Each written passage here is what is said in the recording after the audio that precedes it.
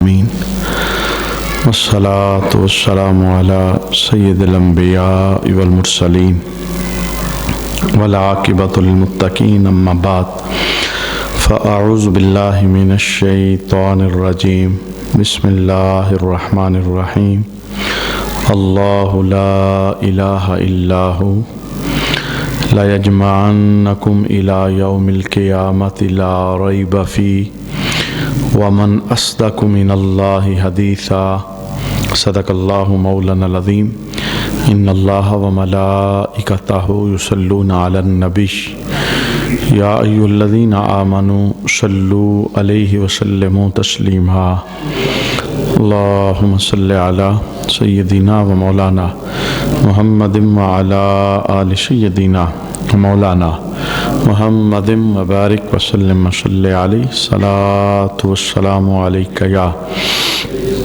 سیدی یا رسول اللہ صلاۃ والسلام علیک یا سیدی یا حبیب اللہ صلاۃ والسلام علیک یا سیدی یا شفیع المذنبین وعلی آلک واصحابک یا سیدی یا رحمۃ للعالمین۔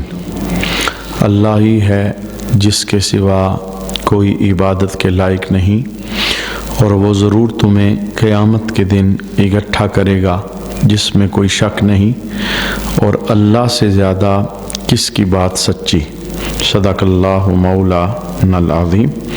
آج کی تلاوت کردہ آیت کریمہ کے اندر عقیدوں کے عنوان پر 3 باتیں ارشاد فرمائی گئی۔ اللہ کی ذات کے متعلق جو مسلمانوں کے نظریات ہیں، عقائد ہیں، ان کا تذکرہ اس آیت کریمہ کے اندر بیان کیا گیا۔ جو پہلا عقیدہ معرکۃ الآراء اس آیت کریمہ میں بیان ہوا ابتدا کے اندر، اس کے علاوہ دیگر 20 آیات ہیں قرآن پاک کی جن کے اندر اس عقیدہ توحید کو بیان کیا گیا۔ وہ کون سا عقیدہ ہے؟ وہ عقیدہ یہ ہے اللہ لا الہ الا ہو، اللہ ہے کہ اس کے سوا کسی کی بندگی نہیں، کوئی عبادت کے لائق نہیں، یعنی عبادت صرف اور صرف اللہ ہی کی کرنی ہے۔ اللہ کے علاوہ اس کائنات کے اندر کوئی مستحق عبادت نہیں۔ اگر کوئی اللہ کے علاوہ کسی کو مستحق عبادت سمجھ کے اس کی عبادت کرے گا، پرستش کرے گا، اس کے سامنے کھڑا ہوگا، اسے سجدہ کرے گا، تو وہ بندہ مشرک ہو جائے گا اور وہ شرک کا مرتکب ٹھہرے گا۔ اور یہ عقیدہ بھی قرآن پاک نے بیان فرمایا کہ شرک کے علاوہ جتنے بھی گناہ ہیں اگر لے کے بندہ اللہ کے دربار میں جائے گا تو اللہ تعالیٰ انہیں معاف فرمانے والا ہے۔ لیکن اگر کوئی بندہ شرک کرتا کرتا بغیر توبہ کیے، بغیر شرک چھوڑے وہ دنیا سے رخصت ہو گیا تو وہ ہمیشہ ہمیشہ کے لیے دوزخ کے اندر ڈالا جائے گا، چونکہ شرک قابل معافی جرم نہیں ہے۔ تو یہ پہلا عقیدہ ہے معرکۃ الآراء۔ دیگر بہت ساری آیتیں ہیں، بلکہ ہم جو کلمہ پڑھتے ہیں تو کلمے کے اندر بھی یہی عقیدہ بیان ہوتا ہے، لا الہ الا اللہ، یعنی اللہ کے سوا کوئی عبادت کے لائق نہیں۔ اب یہ ایسا راسخ، واضح اور کھلا عقیدہ ہے جس سے مسلمانوں کا بچہ بچہ آگاہ ہے کہ عبادت صرف اللہ کی کرنی ہے، اللہ کے علاوہ کسی کی عبادت نہیں ہے۔ غلطی ایک علمی خیانت ہے جو مسلمانوں کے ساتھ کی جاتی ہے، وہ یہ ہے کہ کچھ مسلمان ایسے ہیں جن پر شرک کے فتوے لگائے جاتے ہیں، حالانکہ وہ مشرک نہیں ہوتے، ان کے اوپر الزام لگایا جاتا ہے حالانکہ وہ اللہ کے سوا کسی کی عبادت نہیں کرتے۔ ایسی چیزوں کو شرک کہا جاتا ہے جو شرک اصل میں بنتی نہیں ہے، وہ شرک ہوتی نہیں ہے۔ جیسا کہ جو لوگ قبروں پر جاتے ہیں، وہ قبر والدہ کی ہو، والد کی ہو، کسی کی ولی کی ہو، کسی نبی کی ہو تو قبر کی جو شرعی حیثیت ہے نبی کریم صلی اللہ علیہ وآلہ وسلم نے اس سے بڑے خوبصورت لفظوں کے اندر واضح فرمایا۔ یہ نظریہ مسلمانوں کو بتانا کہ قبر پر جانا بت پرستی ہے، قبر کو بت کے ساتھ تشبیہ دینا کہ وہ کھڑا بت ہوتا ہے اور یہ لیٹا ہوا بت ہے، باقاعدہ اس طرح کی پوسٹیں سوشل میڈیا کے اوپر تیار کر کے ڈالی گئی، اور یہ نظریہ رکھنے والے وہ موجود ہیں جو مسلمانوں کے اوپر فتویٰ بازیاں کرتے ہیں۔ اگر وہ کسی ولی کے مزار پہ جاتے ہیں، کسی قبر پہ جاتے ہیں، بلکہ یہاں تک انہیں شائبہ پڑ جاتا ہے کہ قبر پہ جاؤ تو وہ کہتے ہیں قبر کی طرف منہ نہ کرو، قبر کی طرف چہرہ نہ کرو، اس طرح شرک ہو جائے گا، اور اس طرح یہ لگے گا کہ تم قبر کی عبادت کر رہے ہو۔ حالانکہ یہ ساری بے بنیاد باتیں ہیں اور اس کا ہماری شریعت کے ساتھ کوئی تعلق نہیں ہے۔ جو قبر کو بت کہتا ہے اصل کے اندر وہ بہت بڑا جاہل بندہ ہے، نبی کریم صلی اللہ علیہ وآلہ وسلم کی تعلیمات سے بے خبر بندہ ہے۔ اب اگر قبر بت ہوتا تو نبی کریم صلی اللہ علیہ وآلہ وسلم نے اپنی قبر انور کے متعلق کیا حکم ارشاد فرمایا؟ من زار قبری وجبت لہ شفاعتی، فرمایا جو بندہ میری قبر کی زیارت کرے گا مجھ محمد کی شفاعت اس بندے کے اوپر واجب ہو جائے گی۔ بھئی دنیا کے اندر سب سے اونچی قبر تو رسول اللہ صلی اللہ علیہ وآلہ وسلم کی قبر ہے۔ اگر قبر پر جانا، قبر کی زیارت کرنا، قبر کے پاس کھڑا ہونا، اس سے عقیدہ توحید کے اندر کوئی فرق آتا ہوتا تو نبی کریم صلی اللہ علیہ وسلم تو شرک کی بنیادوں کو مٹانے کے لیے تشریف لائے تھے۔ آپ منع کر دیتے کہ میری قبر پر نہ آنا، میرے بعد زیارت کے لیے نہ آنا، اس سے شرک ہو جائے گا۔ بلکہ اس سے بھی بڑی بات یہ ہے کہ نبی کریم صلی اللہ علیہ وسلم نے دنیا سے پردہ کیا تو سرکار کی قبر انور بنی تو صحابہ کرام حضور کی قبر کی زیارت کے لیے تشریف لے کے جاتے تھے، زیارت کرتے اور حاضری وہاں پر دیتے۔ نبی کریم صلی اللہ علیہ وسلم خود اپنے مسلمان جو دنیا سے چلے گئے ان کی قبروں کی زیارت کے لیے حضور تشریف لے کے جاتے، یہ سنت پاک ہے۔ بلکہ یہاں تک موجود ہے کہ آقا حضور رحمت عالم صلی اللہ علیہ وآلہ وسلم نے سفر حج کے دوران سپیشلی اپنی ماں کی قبر پر حاضری دی۔ کہنے کا معنی یہ کہ یہ مسلمانوں کے خلاف ایک پروپگنڈا ہے اور مسلمانوں کے اوپر شرک کے اس طرح کے فتوے ڈال کر انتشار پھیلانے کی کوشش کی جاتی ہے۔ یہ قرآنی مذہب نہیں ہے، یہ رسولانہ مذہب نہیں ہے، یہ نبی کریم صلی اللہ علیہ وسلم کا دیا ہوا دین نہیں ہے، بلکہ قبر کی حیثیت کو بیان کرتے ہوئے اللہ کے محبوب نے عام مومن کی قبر کی حیثیت بیان کرتے ہوئے جملہ ارشاد فرمایا تھا، فرمایا جو بندہ مومن کی قبر ہوتی ہے اللہ نے اسے جنت کا باغ بنایا ہوا ہے۔ تو جنت کے باغ کی زیارت سے بلا کب روکا جا سکتا ہے؟ سرکار نے باقاعدہ آرڈر اور حکم دیا کہ قبروں کی زیارت کیا کرو۔ قبروں کی زیارت سے بندے کو آخرت کی یاد آتی ہے، یہ زیارت بندے کو دل کے اندر تقویٰ زہد پیدا ہوتا ہے، دنیا سے بے رغبتی ہوتی ہے، تو زیارت کا تو باقاعدہ حکم ہے۔ اور یہ ساتھ کہا گیا کہ جو مسلمان کی قبر ہے یہ جنت کے باغوں میں سے ایک باغ ہے۔ اب سرکار نے تو یہ تعلیم نہیں دی کہ یہ بت ہے، سرکار نے تو یہ نہیں کہا یہ لیٹا ہوا بت ہے، اس کے پاس کھڑے ہونے والا بندہ مشرک ہے اور اس کے پاس نہیں کھڑا ہونا چاہیے۔ یہ دور حاضر کے ان نالائق لوگوں کے جو علم کے یتیم لوگ ہیں، یہ ان کا بنایا ہوا مصنوعی عقیدہ ہے، اور وہ امت کے اندر دراڑیں پیدا کرنے کی کوشش کرتے ہیں کہ قبر کے پاس نہ جانا۔ کتنی بڑی حیثیت ہے ایک مسلمان کی قبر کی۔ یہ دیکھیں آج جمعہ کا مبارک محترم بابرکت دن گزرا ہے، بیٹے کے نام کیا پیغام ہے؟ ابا جی دنیا سے چلے جائیں، ماں جی دنیا سے چلی جائے، تو کیا بیٹے کے نام یہ پیغام ہے کہ بس دنیا میں تو نے زیارت کر لی ابا جی کی تو اب نہ جانا، چونکہ قبر کے پاس جائے گا تو شرک ہو جائے گا، پاس کھڑا ہوگا تو یہ بت کے ساتھ تشبیہ ہو جائے گی؟ یہ تعلیم تو نبی محترم نے نہیں دی۔ سرکار کی تعلیم کیا ہے؟ من زار قبر ابوی، جس اولاد نے اپنے والدین کی قبروں کی زیارت کی، دونوں یا دونوں میں سے ایک، ہر جمعے والے دن 2 فیض اللہ انہیں عطا فرمائے گا۔ پہلا فیض کتب ان اللہ بارا اولاد زمانے کی گناہگار بھی ہوئی، بار بار قبر کی مٹی دیکھنے کی وجہ سے اللہ انہیں نیکوکاروں میں شامل فرما لے گا۔ اور دوسرا فیض جمعے کی زیارت کا میرے حبیب نے یہ بیان فرمایا اولاد جب والد یا والدہ کی قبر کی زیارت کر کے پلٹے گی، ہر زیارت پر اللہ کریم اسے مقبول حج کا ثواب اور اجر عطا فرمائے گا۔ اب یہ دیکھیں کتنی بڑی رحمت محابی ہے۔ حضور کی تعلیم تو یہ نہیں کہ قبروں کے پاس جانا یہ بت ہے، بت کے پاس جانے کی تشبیہ ہے، یا اس سے بت پرستی ہوتی ہے، یا اس سے شرک ہوتا ہے، یا اس سے شرک کا شائبہ آتا ہے۔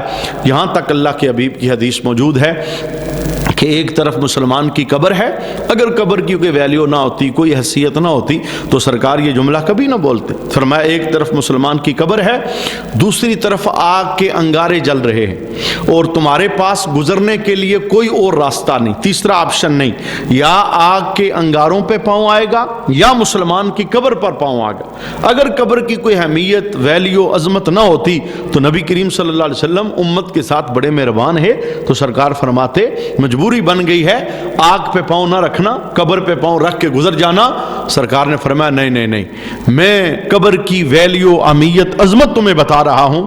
اگر تمہارے پاس تھرڈ آپشن نہیں، تیسرا راستہ نہیں، راستہ یہی ہے، یا انگارے پہ پاؤں پڑے گا یا قبر پہ پاؤں پڑے گا، ایسا کرنا انگارے پہ پاؤں رکھ لینا، مسلمان کی قبر پہ پاؤں نہ رکھنا۔ یہ ویلیو ہے قبر کی۔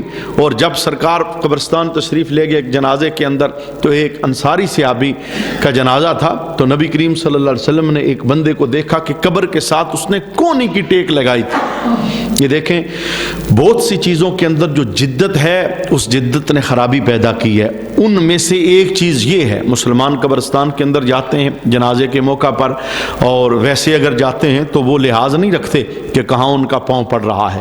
قبرستان کے اندر قبروں کے اوپر پاؤں رکھنا یہ حرام ہے۔ جہاں قبریں ہوں وہاں راستہ نکالنا، اس رستے پر چلنا، یہ بھی حرام ہے، شریعت نے باقاعدہ منع فرمایا۔ اور وہ لوگ جن کی فرسودہ فکر ہے، جنہیں ان احادیث کا علم نہیں، انہوں نے تو کوئی اہمیت ہی نہیں دی۔ وہ جنازے پر جائیں تو قبروں کے اوپر ان کے پاؤں پڑ رہے ہوتے ہیں، قبروں سے چل کے وہ آگے جا رہے ہوتے ہیں، وہ اسے کوئی سمجھتے نہیں ہیں۔ لیکن ہمیں نبی کریم صلی اللہ علیہ وسلم کی تعلیمات دیکھنی ہے کہ جب کونی کی ٹیک بندے نے لگائی، جوتے نہیں رکھے، پاؤں نہیں رکھا، کونی کی ٹیک لگائی، تو میرے حبیب نے کیا فرمایا؟ فرمایا اپنی کونی پیچھے کر، تیرے اس فعل سے قبر والے کو تکلیف ہو رہی ہے۔ یعنی اس فعل سے کہ کونی کی تو نے ٹیک لگائی ہے، صاحب قبر کو ایذا ہو رہی ہے۔ یعنی یہ جو میں نے مدعا بیان کیا، وہ یہ مدعا یہ تھا کہ عبادت تو صرف اللہ کی ہے، اللہ کے علاوہ کسی کی عبادت نہیں، ہر مسلمان جانتا ہے۔ جاہل سے جاہل مسلمان سے پوچھو، کسی ولی کے مزار پہ جاتا ہے، بھائی اس کی عبادت کرتے ہو؟ تو وہ بھی بول کے کہے گا نہیں، عبادت میں اللہ کا کرتا ہوں، سجدہ تو صرف اللہ کو کرے، تعظیم ہے اللہ والوں کی، گلدان عقیدہ میں ہم تو یہ پھول سجانے نکلے۔ ہر مسلمان کا نظریہ ہے قبر یہ اصل رحمت کی ایک اماجگاہ ہوتی ہے، اور یہ ایک رحمت تو یہ ہے کہ مسلمان کی قبر ہے، جنت کا باغ ہے، اور دوسری بڑی رحمت کیا ہے؟ ہما تن قبرستان کے اندر اللہ کے فرشتوں کا ہجوم موجود ہوتا ہے۔ کم از کم 100 اگر قبریں نا، کم از کم میں بتا رہا ہوں 200 فرشتے موجود ہیں۔ 1000 قبریں ہیں تو 2000 فرشتے موجود ہیں۔ یہ تو حدیث میں موجود ہے۔ ہمارے کرامن کاتبین جب ہماری موت ہو جاتی ہے، دنیا چھوڑ جاتے ہیں، تو یہ کہاں جاتے ہیں؟ وہ جن کا کام تھا ساری زندگی نیکیاں لکھنا، جن کا کام تھا ساری زندگی برائیوں کو قلم بند کرنا، 60 سالہ انسان کی زندگی ہوئی، موت آ گئی، روح جسم سے نکل گئی، تو یہ کہاں جاتے ہیں؟ یہ اللہ کے دربار میں جاتے ہیں، پوچھتے ہیں مولا ہمارا کام ختم ہو گیا، جس بندے کے ساتھ لگایا تھا وہ فوت ہو گیا، اب ہم کیا کریں؟ آسمان پہ آ جائیں؟ اللہ کہتا ہے نہیں، آسمانوں پہ نہ آؤ، زمین پہ چلے جائیں تیرے کسی گھر میں؟ اللہ کہتا ہے میرے گھر میں نہ جاؤ، ذرہ ذرہ میرا ذکر کر رہا ہے۔ تو مولا پھر ہماری ڈیوٹی ختم ہوگی، ہم کہاں جائیں؟ اللہ ان کرامن کاتبین کو حکم دیتا ہے اس مسلمان کی قبر کے پاس کھڑے ہو جاؤ جس کے ساتھ تم نے زندگی کے 50 سال گزارے۔ مولا کب تک؟ ہفتہ، 2 ہفتے، مہینہ، 2 مہینے، سال، 2 سال؟ فرمایا تب تک کھڑے رہو جب تک قیامت قائم نہیں ہوتی۔ ایک لمحہ کے لیے بھی فرشتے قبرستان سے غائب نہیں ہوتے۔ مولا کیا کریں؟ فرمایا میرا ذکر کرو۔ اچھا یہ ذکر ملے گا کسے؟ فرمایا یہ تم جتنا جو قیامت تک ذکر کرو گے نا، میں اس کلمہ پڑھنے والے مسلمان کو یہ سارا اس کا اجر عطا فرماؤں گا۔ تو یہ وہ بنیادی حکمتیں ہیں کہ قبر کے پاس جانا یہ بت پرستی نہیں ہے، قبر کی طرف منہ کرنا اس سے بھی کوئی کسی قسم کی شریعت نہیں ٹوٹتی، کوئی شرک کا شائبہ پیدا نہیں ہوتا۔ تو بنیادی طور پر جو عقیدہ اس آیت کے اندر بیان کیا گیا وہ آیت کا عقیدہ یہی ہے کہ اللہ کے علاوہ کوئی عبادت کے لائق نہیں ہے۔ اللہ کے علاوہ اگر کوئی کسی کو مستحق کے عبادت سمجھتا ہے، درخت کو، آگ کو، سورج کو، ستارے کو، نبی کو، ولی کو، کسی کو بھی رب کے علاوہ اگر کوئی مستحق کی عبادت سمجھتا ہے وہ بندہ مشرک ہو جاتا ہے۔ اور اگر کوئی ایسا بندہ ہے وہ عبادت اللہ کی کرتا ہے، اللہ کے پیاروں کی تعظیم کرتا ہے، ان کے روح کے اصالِ ثواب کے لیے قبروں پہ جا کے دعائیں کرتا ہے، اس بندے پہ شرک کا فتویٰ لگانا۔ ایک اور حدیث ہے، نبی کریم صلی اللہ علیہ وسلم نے فرمایا اگر کسی نے مسلمان کو کافر کہا یا مشرک کہا، فرمایا یہ اتنا بڑا جرم ہے، یہ منہ سے بات نکل گئی ہے، ہو کے رہے گی۔ اگر تو اگلا کافر ہے پھر تو بات ٹھیک ہے کہ اس نے سچ بولا ہے، اور اگر اگلا کافر نہیں، وہ تھا مسلمان اور اس نے الزام تراشی لگائی اور اس نے اس پر جھوٹا الزام لگا کے اسے مشرک کہا، تو میرے حبیب فرماتے ہیں پھر کیا ہوگا؟ یہ کفر پلٹ کے کہنے والے کی طرف آئے گا، یہ کہنے والا کافر ہو جائے گا، یہ مشرک ہو جائے گا۔ تو یہ بہت احتیاطی بات ہے، یہی فائدہ ہے قرآن پاک کی صحبت میں بیٹھنے کا کہ جو بندہ قرآن پاک کی صحبت کے اندر بیٹھتا ہے وہ گمراہ نہیں ہو سکتا، اس کا عقیدہ بگڑ نہیں سکتا، وہ جانتا ہے شرک کیا ہے، وہ جانتا ہے توحید کیا ہے، وہ جانتا ہے عبادت کس کی کرنی ہے، وہ جانتا ہے نبیوں کا مقام مرتبہ کیا ہے، وہ جانتا ہے ولیوں کا مقام مرتبہ کیا ہے۔ بارہا ہم نے کیا محراب منبر سے آواز نہیں سنی کہ سجدہ اللہ کے علاوہ کسی کو کرنا، کسی دربار کو سجدہ نہیں، نبی کریم صلی اللہ علیہ وسلم کے روضہ اطہر کو سجدہ نہیں، سجدہ صرف اور صرف اللہ کو ہے، اللہ کے علاوہ اس کائنات میں کسی کو سجدہ جائز نہیں۔ جس کا نام عبادت ہے وہ صرف اور صرف اللہ اس کے لائق، اللہ کے علاوہ کوئی عبادت کے لائق نہیں ہے۔ اللہ کریم اسی پر ہمیں قائم رکھے اور اسی پر اللہ ہمیں ایمان والی موت عطا فرمائے۔ اور یہ بھی کتنا خوبصورت عقیدہ ہے، ایک بار تو نہیں ہوا نا، یہ 20 آیات کے اندر یہ عقیدہ بتایا گیا کہ عبادت کرنی ہے صرف اور صرف کس کی؟ اللہ کی۔ اور جب ہماری پیدائش کا مقصد بیان کیا گیا، ہمیں کیوں بنایا گیا؟ وَمَا خَلَقْتُ الْجِنَّ وَالْإِنسَ إِلَّا لِيَعْبُدُونَ۔ اچھا عبادت کرنی کس نے ہے؟ رب کہتا ہے عبادت تو میری کرنی ہے، میرے علاوہ کسی کی عبادت نہیں۔ تو اے جنوں انسانوں، میں نے تمہیں پیدا ہی فقط اپنی عبادت کے لیے کیا، عبادت تم نے کرنی ہے۔ اور عبادت کا بہت سارے معنی مفہوم ہیں، اس کا ایک معنی بہت خوبصورت معنی ہے، عبادت کی تعریف کرتے ہوئے مفسرین نے یہ جملہ ارشاد فرمایا عبادت ہر اس فعل کو کہتے ہیں جس سے رب راضی ہو جائے، وہ عبادت ہوتی ہے۔ کوئی بھی خیر والا کام جس سے مالک راضی ہو جائے اس پر اللہ بندے کو عبادت کا اجر اور ثواب عطا فرماتا ہے۔ تو ساری زندگی ہماری پیدائش کا مقصد ہی یہ ہے، ہم نے کرنی ہی عبادت، اور عبادت بندے کی زندگی سے نکل جائے تو بندہ تو بالکل ویران ہو جاتا ہے، اجڑا اجڑا ہوتا ہے، اور اس کی زندگی سے رونقیں ختم ہو جاتی ہیں، برکتیں ختم ہو جاتی ہیں۔ اور جب تک عبادت اس کی زندگی میں داخل رہتی ہے اللہ کریم اس کے معاملات کے اندر برکتیں پیدا فرماتا رہتا ہے۔ کتنا چھایا ہوا عقیدہ تھا نبی کریم کی مبارک ذات کے اندر۔ یہ آپ گھر کے اندر مصروف ہوتے کام کاج میں، کام کاج ہماری باتوں میں رکاوٹ ہوتا ہے، مصروفیت ہماری باتوں میں رکاوٹ ہوتی ہے۔ تو اما عائشہ کہتی ہیں کہ سرکار موجود ہوتے گھر کے اندر، اور کبھی کبھی حضور رحمت عالم کرم فرماتے اپنے ہاتھ سے بکری باندھ دیتے، کبھی کبھی سرکار کرم فرماتے میں گوشت بنانے کے لیے گوشت کاٹنے لگتی تو سرکار کہتے ایک طرف سے مجھے پکڑاؤ میں پکڑتا ہوں۔ یہ گھر کے کام کاج میں سرکار میرے ساتھ مصروف ہوتے۔ اچانک ایسا ہوتا مسجد سے صدا آ جاتی حی علی الصلاۃ حی علی الفلاح، تو نبی کریم صلی اللہ علیہ وسلم کیا کرتے؟ کہا جو کام سرکار نے پکڑا ہوتا نا حضور یہ کر رہے ہیں، جب آواز مسجد سے آ جاتی تو سرکار ادھر ہی چھوڑ کے مسجد روانہ ہو جاتے۔ اور اما عائشہ کا بڑا خوبصورت جملہ ہے، یعنی نبی کریم صلی اللہ علیہ وسلم یوں مسجد جاتے تھے جیسے سرکار کا اب ہمارے ساتھ کوئی تعلق ہی نہیں، ہمارے ساتھ کوئی رشتہ ہی نہیں۔ یعنی بتانا مقصود یہ تھا کہ میرے گھر والوں، میری بیوی اور میرے آل خانہ، جو وقت تمہارا تھا میں نے وہ تمہیں دیا ہے، اور جب مجھے میرے مالک نے بلایا ہے تو میں عبادت کے لیے رب کے دربار میں جا رہا ہوں۔ ہمیں دنیا کے اندر رہتے ہوئے یہی وتیرہ اپنانا چاہیے، جو وقت کاروبار کا ہے وہ کاروبار کو دیں، جو بچوں کا ہے وہ بچوں کو دیں، جو بیوی کا ہے وہ بیوی کو دیں، جو دیگر رشتوں کا ہے وہ انہیں دیں، جو خوشیوں کا ہے انہیں دیں، جو غمیوں کا ہے وہ وہاں پہ وقت خرچ کریں۔ لیکن جب بھی مالک کے دربار کے اندر حاضری کا ٹائم آ جائے تو پراٹھی دیتے ہوئے بندہ اپنے آپ کو اللہ کے دربار میں پیش کر دے۔ لیکن یہ معذرت والا ایک جملہ ہے، دکھ والا ایک جملہ ہے کہ ہمارے مسلمان ہر چیز کو وقت دیتے ہیں، عبادت کو وقت نہیں دیتے۔ یہ دیکھیں چیلم کی بزمیں ہیں، ختم کے پروگرام ہیں، میں دیکھتا ہوں پہلی صفوں کے اندر لوگ دوڑے پہنچتے ہیں، فلاں بندے نے بلایا ہے، نہ گئے تو ناراض ہو جائیں گے، لیکن اسی بندے کو ڈیلی 5 ٹائم اللہ بلاتا ہے، نہیں آتے۔ وہ اس دعوت کو دعوت سمجھتے ہی نہیں، اس کو اہمیت ہی نہیں دیتے۔ وہ ترغیب و ترہیب کی حدیث شریف ہے، فرمایا بڑا جفا والا وہ بندہ ہے جسے رب بلائے اور وہ نہ آئے۔ پوچھا گیا وہ کون ہے جسے رب بلاتا ہے اور وہ نہیں آتا؟ فرمایا جو تمہارے محلے کے اندر اذان ہوتی ہے نا 5 ٹائم، آواز تو اذان دینے والے کی ہے، دعوت اللہ رب العالمین کی ہوتی ہے۔ تو جو آتا ہے اس نے لبیک کہا، جو نہیں آتا اس نے انکار کر دیا آنے سے، وہ نہیں آ رہا، اس نے مالک کی دعوت کو ٹھکرا دیا۔ دعا یہ کریں اللہ کریم آخری سانسوں تک اس دعوت پر لبیک کہتے رہنے کی توفیق عطا فرمائے۔ یہ مالک کا کرم ہوتا ہے، بغیر کرم کے کچھ نہیں ہوتا، بغیر اس کی توفیق کے کچھ نہیں ہوتا۔ وہ ہدایت دیتا ہے تو ہدایت ملتی ہے۔ یہ آگے آیت آ رہی ہے، وہ کہتا ہے میں ہدایت چھین لوں تو کوئی ہدایت دے سکتا؟ میں دل پھیر دوں، اوندا کر دوں، الٹا کر دوں، کوئی ہے ہی نہیں جو ہدایت دے سکے۔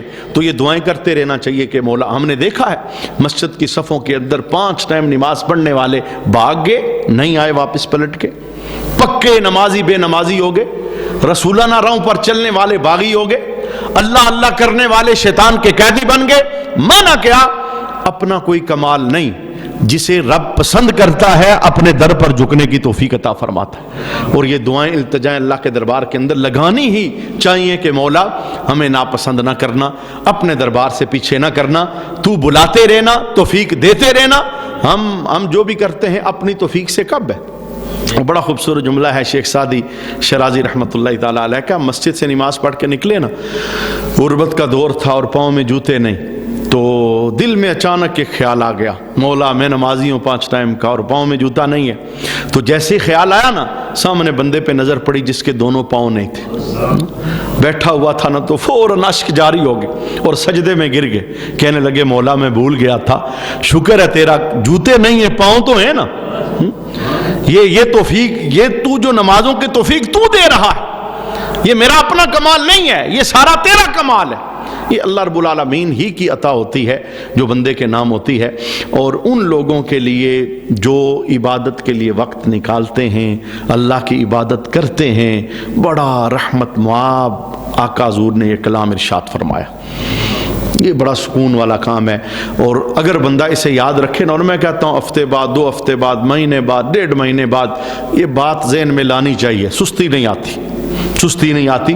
اور اگر کبھی ایسا ہوتا ہے بندے کو سستی آ جاتی ہے تو یہ کلام بندے کی سستی دور کر دیتا ہے۔ حدیث قدسی ہے، نبی کریم صلی اللہ علیہ وسلم نے فرمایا کہ اللہ تعالیٰ ارشاد فرماتا ہے کیا، یا عبادی، اے میرے بندو، تفرغ لعبادتی، اپنے آپ کو میری عبادت کے لیے فارغ کرو، میں تمہارا رب ہوں، پالنہار ہوں، مولا ہوں، ملجا ہوں، ماوا ہوں، عبادت کا مستحق لائق میری ذات ہے۔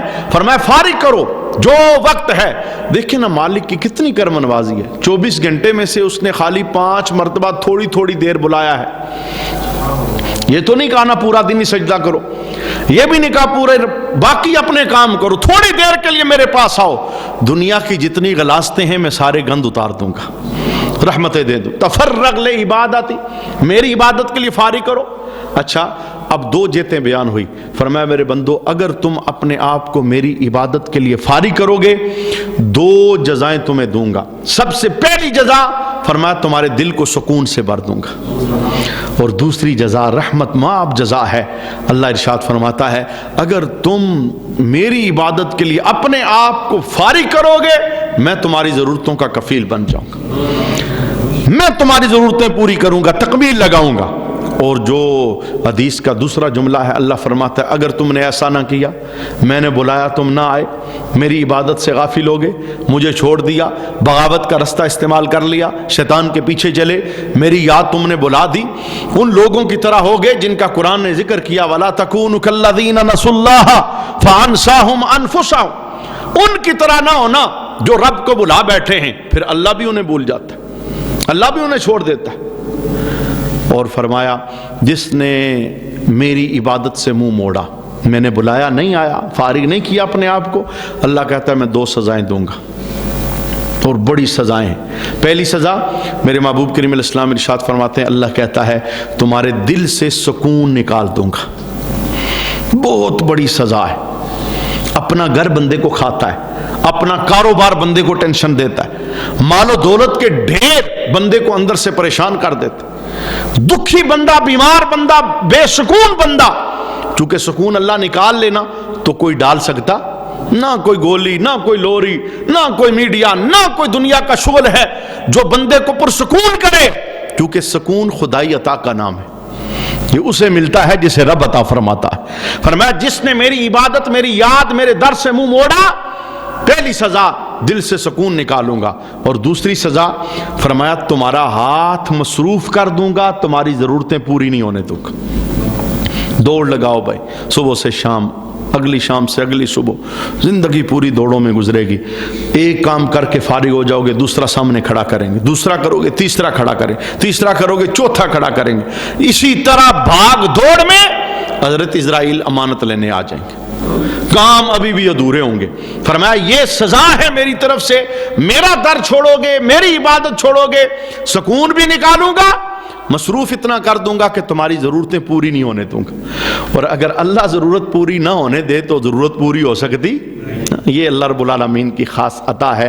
تو یہ اس آیت کا جو پہلا حصہ ہے، رب کائنات نے عبادت کے متعلق ارشاد فرمایا کہ میرے علاوہ کوئی عبادت کے لائق۔ دوسرا عقیدہ بہت معروف مشہور عقیدہ ہے، اس پر بھی 20 آیات ہیں۔ رب کائنات نے ارشاد فرمایا لَيَجْمَعَنَّكُمْ إِلَى يَوْمِ الْقِيَامَةِ لَا رَيْبَ فِيهِ، اور وہ ضرور تمہیں قیامت کے دن اکٹھا کرے گا جس میں کوئی شک نہیں ہے۔ کافروں کا نظریہ یہ ہے جو کچھ ہے دنیا ہے، اور مسلمان کو قرآن پاک نے بار بار عقیدہ دیا ہے جو کچھ ہے دنیا نہیں، دنیا کرائے کا گھر ہے، یہ مسافر خانہ ہے، ادھر ہم نے آزمائش کے لیے تمہیں بھیجا ہے۔ الذی خلق الموت والحیات لیبلوکم ایکم احسن عملا، موت زندگی پیدا اس لیے کی ہے تاکہ ہم جانچے کہ تم میں سے صالح عمل کون کرتا ہے، اچھے عمل کون کرتا ہے۔ تو یہ دنیا گزار کے ہمارا اصل ٹھکانہ قبر ہے، ہماری اصل منزل قیامت ہے، ہمارا اصل جو مقام ہے وہ حشر کا دن ہے۔ تو اللہ اس عقیدے کو بیان کر رہا ہے، اے ذہن کے اندر رکھنا سب کچھ دنیا نہیں، جو کرو گے اچھا کرو گے اچھا ملے گا، برا کرو گے برا ملے گا، اچھے کام کے اچھے نتیجے، برے کام کے برے نتیجے، اچھے بیج ڈالو گے فصل اچھی ملے گی، برا بیج ڈالو گے نتیجہ برا ملے گا۔ یعنی یہ عقیدہ ہمیں دیا جا رہا ہے کہ دنیا میں جو عمل بھی کرو سوچ سمجھ کے کرو، تم سب کو قیامت کے دن میں اپنے دربار میں اکٹھا کروں گا، اور یہ اللہ کے لیے کوئی ممکن ناممکن، وہ سب کو اکٹھا کرے، اول سے لے کے آخر تک جتنے ہیں۔ وہ ایک حدیث ہے نا جس میں اس عقیدے کو بیان کیا گیا، ایک بندہ آخری ٹائم آیا، نبی کریم صلی اللہ علیہ وسلم نے بیان فرمایا، اس نے اپنے بیٹوں کو وصیت کی، اس نے کہا مجھے اللہ کے دربار میں کھڑا ہونے سے ڈر لگتا ہے، ایسا کرنا میری لاش کو جلا دینا، اور جلا کے نہ میری جو راکھ ہے آدھی جنگل میں پھینک دینا، آدھی سمندر میں ڈال دینا۔ تو بیٹوں نے ایسا ہی کیا، انہوں نے اسے جلایا، مرنے کے بعد راکھ آدھی جنگل میں ڈال دی اور آدھی سمندر میں ڈال دی۔ اب وہ اپنے طور پر مطمئن تھا کہ اب جنگل والی خاک واپس کیسے آئے گی، سمندر والی واپس کیسے آئے گی، میں کھڑا کیسے ہوں گا۔ میرے محبوب فرماتے ہیں جب وہ یہ کام کر کے فارغ ہوئے نا، اللہ نے سمندر کو حکم دیا بے حصہ واپس کر، جنگل کو حکم دیا بے حصہ واپس کر، رب نے بندہ زندہ کر کے اپنے سامنے کھڑا کر لیا۔ اللہ نے پوچھا بتا یہ وصیت تو نے کیوں کی؟ کیا تیرے ذہن میں تھا کہ میں زندہ نہیں کر سکتا، میں دوبارہ اکٹھا نہیں کر سکتا؟ اب اس بندے کی ایک اپنی لاجک تھی، اس نے وہ اپنا نظریہ پیش کیا، کہنے لگا مولا میری زندگی ایسے گزری، مجھے تیرے دربار میں کھڑے ہونے سے شرم آتی تھی، مجھے خوف تھا تیرا، میں جواب کیسے دوں گا، میں کھڑا کیسے ہوں گا، اس خوف کی وجہ سے میں نے اپنے بچوں کو وصیت کی تھی۔ تو نبی کریم صلی اللہ علیہ وسلم فرماتے ہیں اللہ ہے وہ جس چیز پہ راضی ہو جائے اسے کوئی پوچھنے والا نہیں۔ تو اللہ فرماتا ہے جا، میں اپنے خوف، تو نے میرا خوف کیا نا، اس کی وجہ سے تو نے یہ کام کیا، جا میں تجھے معاف کرتا ہوں۔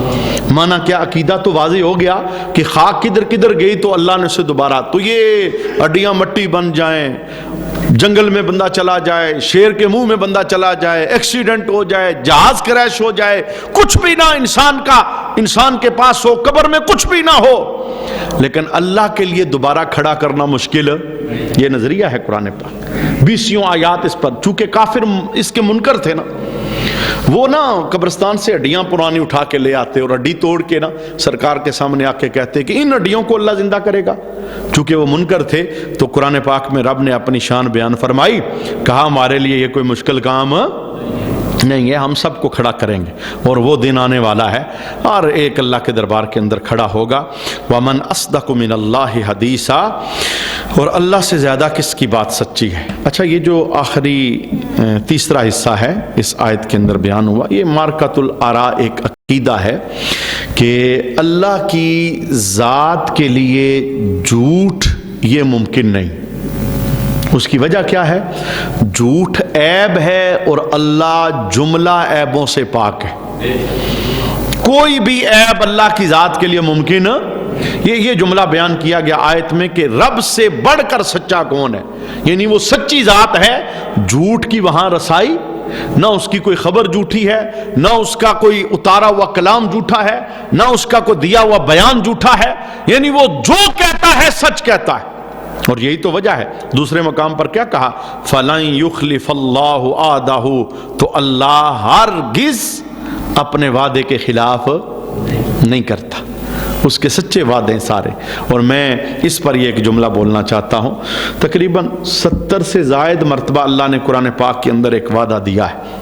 وہ اللہ جس کی ساری باتیں سچی ہیں، وہ اللہ جو اپنے وعدے کے خلاف نہیں کرتا، 70 سے زائد مرتبہ اس نے قرآن میں ایک وعدہ دیا ہے، کیا؟